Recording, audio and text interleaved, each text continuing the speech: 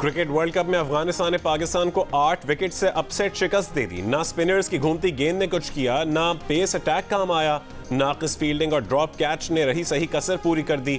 फाती team ने 283 run का हदफ हासिल करके वनडे क्रिकेट में पाकिस्तान के खिलाफ अव्वलीन कामयाबी भी अपने नाम कर ली। Player of the match Ibrahim Zadran ने 87 रन बनाए। रहमत शाह ने 77 रन की नाकाबिल शिकस्त इनिंग्स खेली।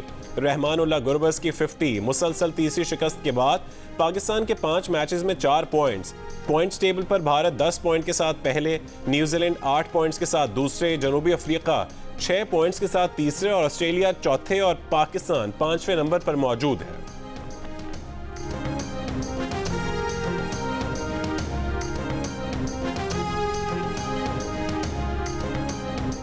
फील्डिंग के दौरान खिलाड़ियों की सोच कहीं और होती है, मालूम नहीं क्या सोच रहे होते हैं। फील्डिंग के साथ बॉलिंग भी अच्छी नहीं। कप्तान बाबर आजम ने अफगानिस्तान के खिलाफ शिकस्त की जिम्मेदारी बॉलर्स और फील्डर्स पर डाल दी। कहा कि भारत से शिकस्त के बाद टीम के मुसलसल दबाव में होने की खबरें दुरुस्त नहीं हैं, बाकी मैचेस जीतने की कोशिश करेंगे।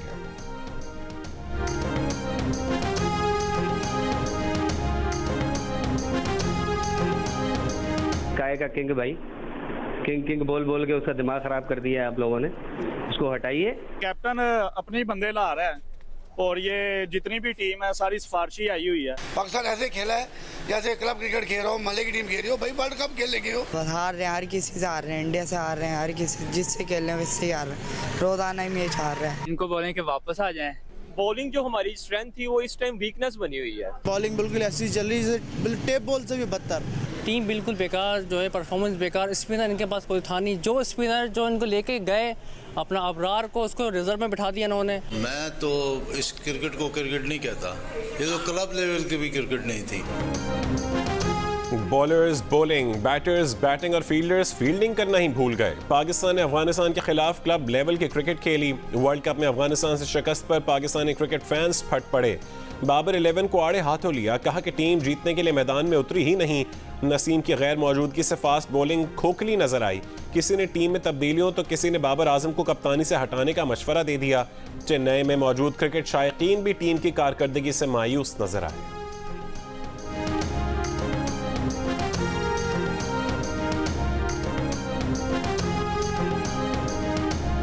आपकी जो बॉलिंग है एक नंबर वर्ल्ड क्लास थी। आफ्टर एशिया कप जब आप इंडिया के साथ हारे, उसके बाद आपकी बॉलिंग बिल्कुल जीरो रह गई। कुछ भी नहीं हुआ, जीतने वाला मैच हार दिया। इमाम सिर्फ कमर पे हाथ रखे खड़ा है। दिल टूट गया। No words, I can't. ECC ने घरेलू और कमर्शियल सार्फिन के लिए गैस की कीमतों में 193% तक इजाफे की मंजूरी दे दी।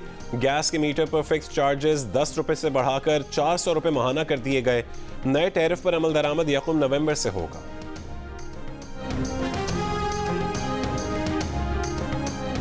9 और 10 मई के हंगामा राय पर फौजी अदालतों के मुकदमात गैर कानूनी करार। सुप्रीम कोर्ट का तारीखी फैसला, तमाम मुकदमात सिविलियन अदालतों में भेजने का हुक्म। अदालत ने कहा कि सिविलियंस के खिलाफ मुकदमात फौजी नहीं सिविलियन अदालतों में चलेंगे। अब तक जो मुकदमात फौजी अदालतों में चले वो गैर कानूनी करार। अब तक हुए कोर्ट मार्शल भी गैर मुअस्सर करार। 5 जजेस की बेंच में शामिल 4 जजेस, justice Ijazul Ahsan, justice Munib Akhtar, justice Mazahir Naqvi और जस्टिस आयशा मलिक ने करार दिया कि आर्मी एक्ट का सेक्शन 2D1 आइन से मुतसादिम है। जस्टिस याहिया अफरीदी ने आर्मी एक्ट के सेक्शन के गैर आइनी होने पर अपनी राय महफूज रखी।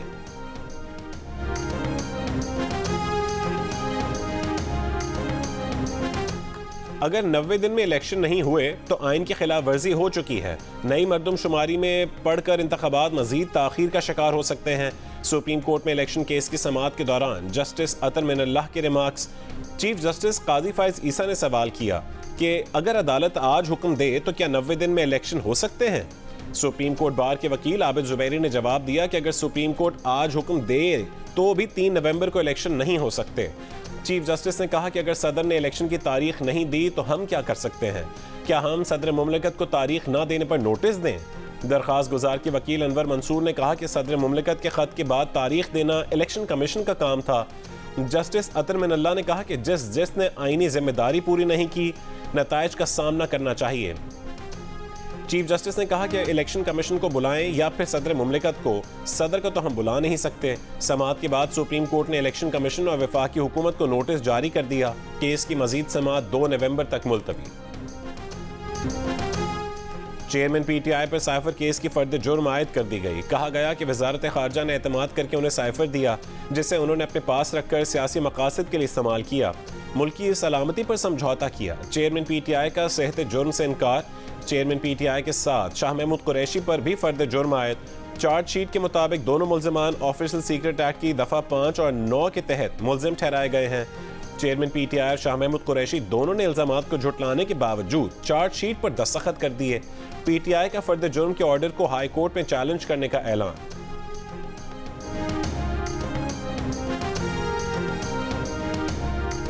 एक फ्रेज है अंग्रेजी में कि the road to hell is paved with the best intentions.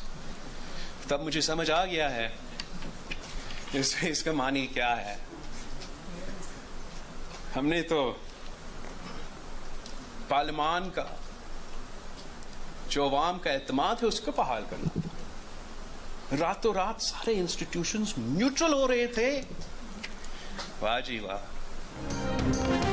Peoples party के चेयरमैन बिलावल भुट्टो ने कहा है कि हमें गैर जमहूरी कुव्वतों को दिखाना था कि जमहूरी हुकूमत कैसे कायम करते हैं। हमें तो पार्लिमान और अवाम का एतमाद बहाल करना था। रातों रात सारे इदारे न्यूट्रल हो रहे थे। वाह जी वाह। सब एक ही इदारे के जरिए एहतसाब के कायल हैं। जजेस सिविलियन के एहतसाब के तो बहुत कायल हैं मगर अपने एहतसाब के नहीं। सुप्रीम कोर्ट बार की तकरीब से खिताब में कहा कि 2009 में अवामी दबाव पर अदलिया की बहाली से जजेस के तकब्बुर में इजाफा हुआ। 2013 के इलेक्शन में इफ्तिखार चौधरी और अदलिया ने वाज़े जानिबदारी का मुजाहरा किया। 2018 के इलेक्शन में भी अदलिया के फेवरेट्स बहुत वाज़े थे। इलेक्शन में ताख़ीर इलेक्शन से इनकार है। इलेक्शन कमीशन फौरी इलेक्शन की तारीख और शेड्यूल का ऐलान करे। तमाम जमातों को लेवल प्लेइंग फील्ड दी जाए।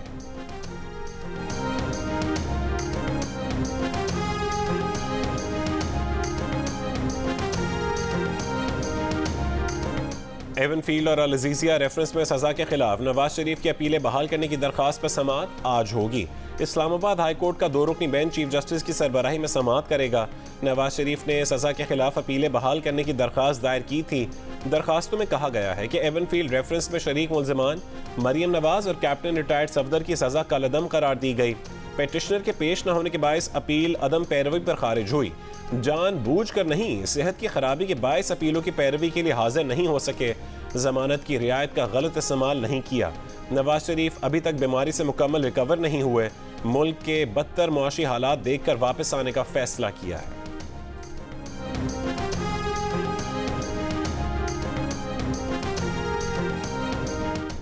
मुस्लिम लीग नून के कायद नवाज शरीफ लाहौर से मरी पहुंच गए।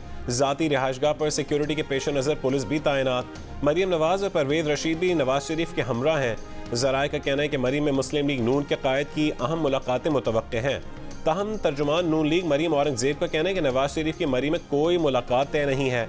नवाज शरीफ का 21 अक्टूबर को तारीखी इस्तकबाल और मीनार पाकिस्तान पर एक नाकाबिल फरामोश इज्तिमा पर अवाम का शुक्रिया। बयान में कहा कि अल्लाह के फजल, आपके जज्बे के तोफैल पाकिस्तान और अवाम फिर से बहरानों से निजात पाएंगे।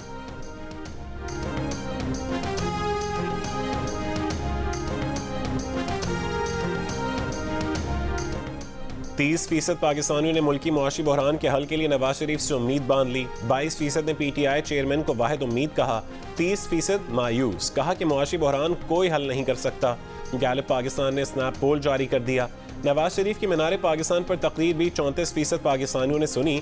80% ने तकरीर की तारीफ की। 50% पाकिस्तानियों ने नवाज शरीफ की वतन वापसी को मुल्की मुस्तकबिल के लिए बेहतर करार दिया, जबकि 51% ने नून लीग के लिए आइंदा आम इंतखाबात में जीतने में भी मददगार साबित होने का कहा। 70% मुफाहमत के भी हामी नजर आए। मुल्की तरक्की के लिए नवाज शरीफ को चेयरमैन पीटीआई समेत तमाम सियासी रहनुमाओं के साथ मिलकर काम करने का मशवरा दिया। सर्वे में 38% पाकिस्तानियों ने नवाज शरीफ की वतन वापसी को डील का नतीजा करार दिया। अलबत्ता 27% ने इस राय को रद्द कर दिया। गजा के अल अहली अस्पताल पर मिसाइल हमले के बाद इसराइल की मजीद अस्पतालों पर बमबारी की धमकी। आलमी इदारे सेहत का कहना है कि बहुत से मरीज वेंटिलेटर्स और नौज़ायदा बच्चे इंक्यूबेटर्स में हैं। इसराइली धमकी पर गजा के तमाम अस्पतालों को खाली करना तकरीबन नामुमकिन है। गजा में इसराइल के वहशियाना हमले जारी। गजा के नुसरत कैंप पर इसराइली बमबारी का खौफनाक लम्हा कैमरे में महफूज हो गया। इतवार को नुसरत कैंप पर हमले में इसराइली फौज ने एक रिहायशी मकान को निशाना बनाया था, जिसमें मुतादिद फ़लस्तीनी शहीद हुए थे। गजा पर इसराइली हमलों में शहीद फ़लस्तीनियों की तादाद 5000 से ज़्यादा हो गई। 830 बच्चों समेत 1500 अफराद लापता। अमरीका के बाद बरतानिया ने भी गजा के अल अहली अस्पताल पर हमले से इसराइल को क्लीन चिट दे दी। बरतानवी वज़ीर आज़म ऋषि सुनक ने कहा है कि बरतानवी हुकूमत समझती है धमाका जिस मिसाइल से हुआ वो गजा से ही फायर हुआ।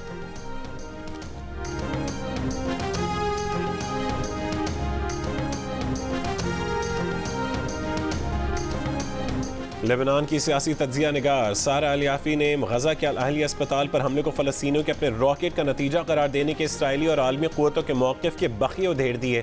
जामे तहक़ीक़ और शवाहिद के साथ किए गए तज्जिए से इसराइल के झूठ और गलत बयानी को दुनिया के सामने साबित कर दिया। आज 2 बड़े धमाकों की आवाज़ें ज़रूर सुनी गई हैं। इसके अलावा आज इस इलाके पर हेलीकॉप्टर्स की गैर मामूली परवाजें हुई हैं। खान यूनुस में कुछ मखसूस मकानात के ऊपर इजराइल ने हमला किया है और वहाँ पर लोगों के शहीद होने की भी इत्तला है। यहाँ पे अभी परसों तकरीबन इसी वक्त एक बॉम्ब गिरा था। मतलब यहाँ की सूरत हाल ऐसी है कि this is really very very dangerous. Jio news की लेबनान इसराइल सरहद से जंग की कवरेज जारी। लेबनान इसराइल बॉर्डर पर 2 बड़े धमाके सुने गए। हेलीकॉप्टर्स की भी गैर मामूली परवाजें। गजा के इलाके खान यूनुस में मखदूश मकानात पर इसराइली बमबारी, शहादतों का खदशा। गजा पर इसराइली हमलों से अवाम को लम्हा ब लम्हा आगाह रखने के लिए जियो न्यूज़ के नुमाइंदे तारिक अबुल हसन और अली इमरान सैयद लेबनान इसराइल सरहद पर मौजूद।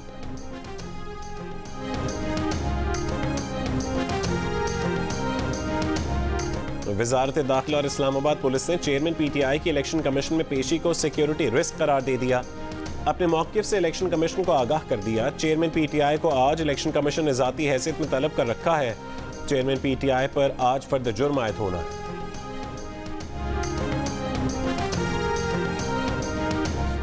आमदन से ज़ायद असासरात केस में इस्लामाबाद की एहतसाब अदालत ने साबिक वज़ीर ख़जाना इसाक डार को बरी कर दिया।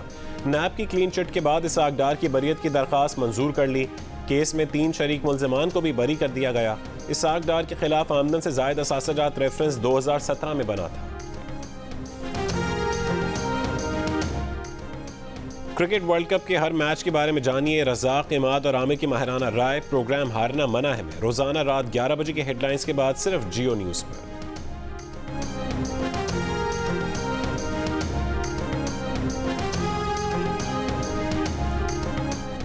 पाकिस्तान बोट रैली में अमेरिका से आए रुकन खालिद अहमद का कारनामा। आइंदा महीने होने वाली बोट रैली की ट्रेनिंग के दौरान 210 किलोग्राम की मार्लिन मछली का एंगलर की मदद से शिकार करके रिकॉर्ड बना लिया। शिकार की गई 10 फुट से ज़्यादा लंबी मछली समंदरी मछलियों में सबसे तेज़ रफ्तार और सबसे बड़ी शुमार होती है। और दिल का रिश्ता ऐप ने तलाक के बढ़ते रुझान का हल निकाल लिया। गलत मालूमात का रास्ता रोकने और बाकायदा तस्दीक के तरीक़ाकार से फ्रॉड का इम्कान ख़त्म हो गया। सार्फिन के एतमाद ने इसे पाकिस्तान की नंबर 1 रिश्ता ऐप बना दिया। लॉन्च के पहले ही साल में 16 लाख से ज़्यादा प्रोफाइल्स और 9 लाख मैचेस बन चुके हैं। 172 ममालिक से 40,000 मर्द व ख़वातीन के प्रोफाइल का भी इजाफा हो चुका है।